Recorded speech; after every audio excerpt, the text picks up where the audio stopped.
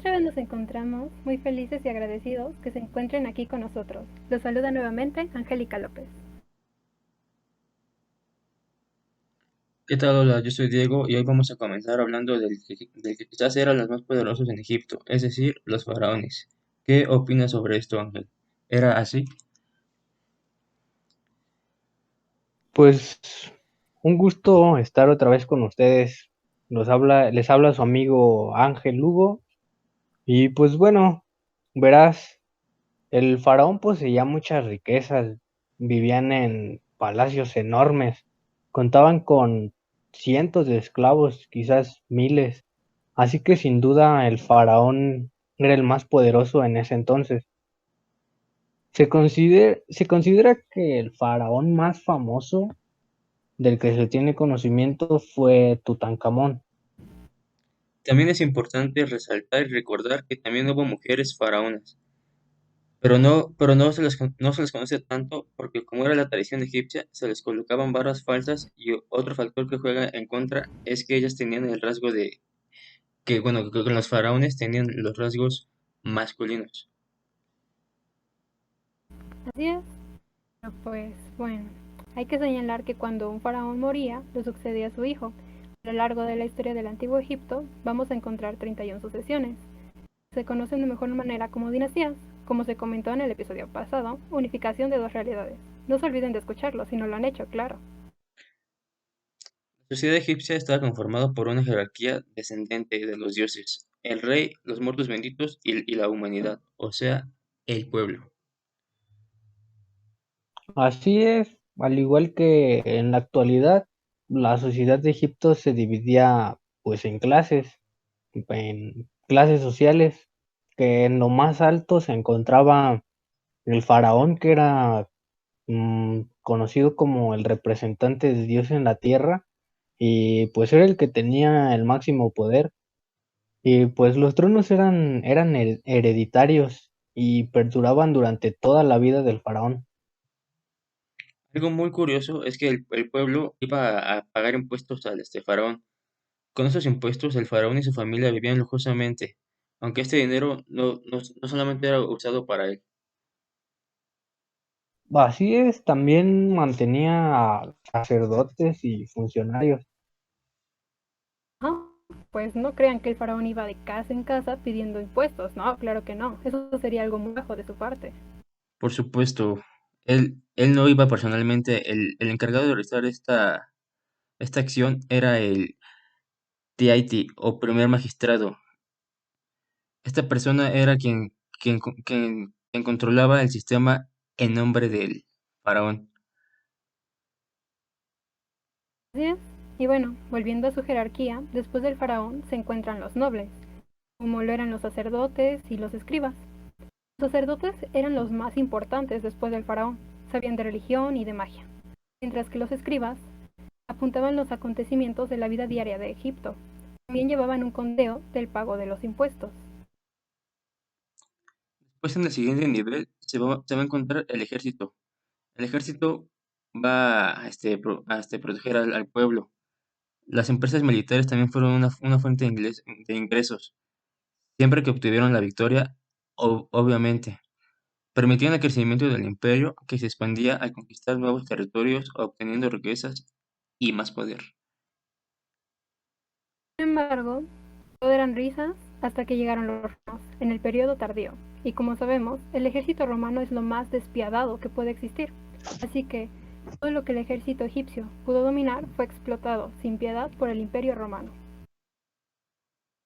Y bueno, continuando con la jerarquía, encontramos al pueblo, que estaba formado por comerciantes, artesanos, agricultores y pastores, que podían trabajar en la construcción de edificios públicos, palacios, pero sin embargo el pueblo pues no recibía el dinero por trabajar. Y es que lo que pasa es que se aplicaba el sistema tributario del Estado sobre los bienes de producción de cada trabajador, mediante el cual tenían el deber de pagar impuestos en especie según lo producido y el tiempo de trabajo y el tipo de trabajo realizado. Que dicho de otras palabras, básicamente de lo que el pueblo producía, se dividía entre el gobierno y en ellos mismos.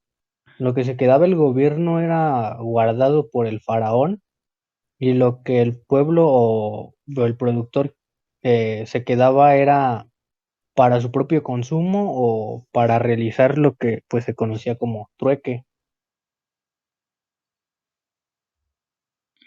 Como sabemos, el trueque básicamente es un intercambio de productos entre dos personas. Sin embargo, esto era utilizado por personas humildes como sus servidores. Así es, humildad. Pero bueno, como cuando querían ser comerciantes serios, utilizaban monedas que durante el Imperio Antiguo eran principalmente de oro y fueron denominadas chat, mientras que en el Imperio Nuevo eran de plata.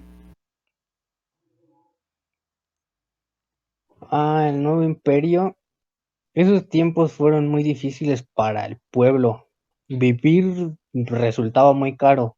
¿Saben por qué? Pues hago más o menos una idea, pero ¿nos puedes decir cuál era la razón?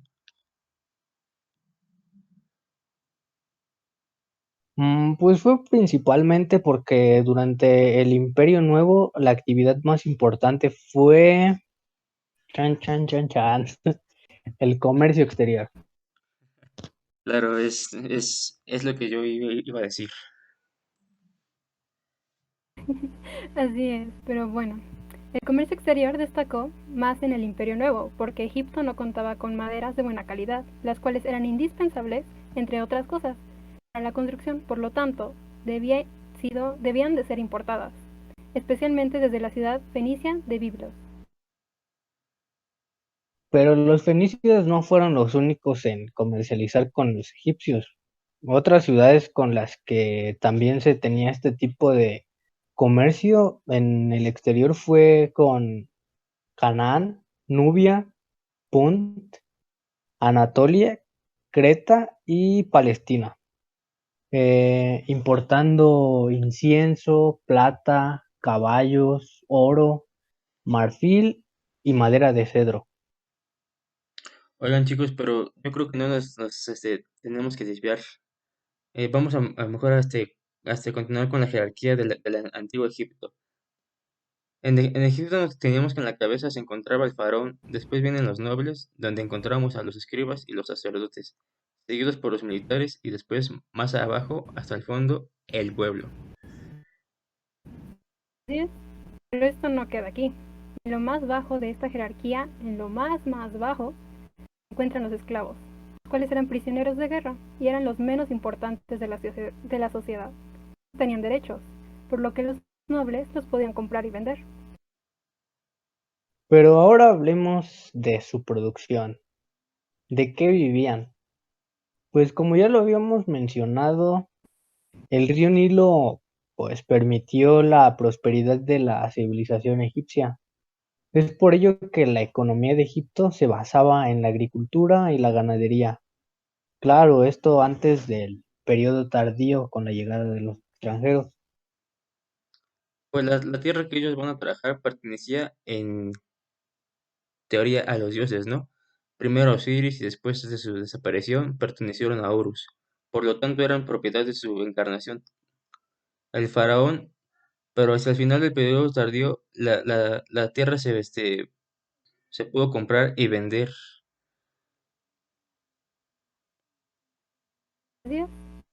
Y bueno, en las riberas del Nilo, los campesinos egipcios cultivaban muchas clases de cereales.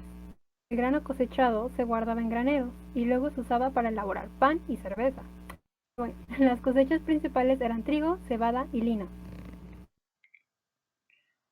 Sin embargo, también bueno, se va a ver que también se van a sembrar guisantes, lentejas, cebollas, pepinos, lechugas, uvas, los dátiles, higos, granadas y matas textiles como el lino, papiro y las palmeras. A continuación, una breve explicación de cómo se relacionaba la agricultura con los ciclos del Nilo. La agricultura estaba centrada en el ciclo del Nilo. Había tres estaciones: Aket, Peret y Chemú. Aket, la estación de la inundación, duraba de junio a septiembre. Después de la inundación quedaba una capa de limo en los bancos, enriqueciendo la tierra para la cosecha siguiente. En Peret, de la siembra entre octubre y febrero, los granjeros esperaban hasta que se drenaba el agua, y araban y sembraban el rico suelo. Acabada la labor, regaban usando diques y canales. Luego va a seguir Shemu, la estación de la cosecha de marzo a mayo, cuando se recolectaba con los hoces de madera. En cuanto a los animales, los que eran criados para ser utilizados como pues alimento fueron los cerdos, las vacas, ovejas, cabras, gatos y patos. Mientras que los animales utilizados en la agricultura eran los burros para transportar productos y el ganado para arar y otros trabajos pesados. Pero espera, ¿los caballos y los camellos? Pues los caballos se introdujeron en Egipto durante el segundo periodo intermedio entre los 1500, entre los 1800 y los 1550 antes de Cristo, y nunca se les dio una gran importancia en las diferentes actividades económicas, porque eran considerados pues muy costosos de mantener, por lo que solo eran empleados por la aristocracia y la fuerza militar, ya sea para tirar de los carros o pues para montar. Y en cuanto a los camellos, no fueron utilizados con mucha frecuencia hasta después de las invasiones persas, por ahí del año 525 a.C. Para el transporte se solían usar los burros. Yo siento que he sido engañada toda mi vida. Y creo que no soy la única aquí. Tenemos otra muestra de que las películas y los estereotipos influyen mucho, sin que sepamos, en la imagen de la historia de un país. Así es, pero bueno, esto sucede en la televisión. Fue una gran oportunidad para que nos conectemos con otras partes del mundo. Así por eso es entendible que tengamos estos estereotipos, como bien tú lo mencionas. Sin embargo, la historia está para aclarar y para llenar esos huecos que nos quedan. Pero bueno, con este pequeño dato sobre los animales aclarado, podemos decir que durante la mayor parte de su existencia, ¿qué serán? Unos 3 milenios, el antiguo Egipto fue el país más rico del mundo. Así es, que sin dudas el río Nilo y los mares significaron un gran apoyo para lograr estas riquezas. Esto ha sido todo por el capítulo de hoy. Esperemos que se hayan quedado con un dato que no conocían y no se pierdan el siguiente episodio donde hablaremos de la vida en el más allá. Hasta luego.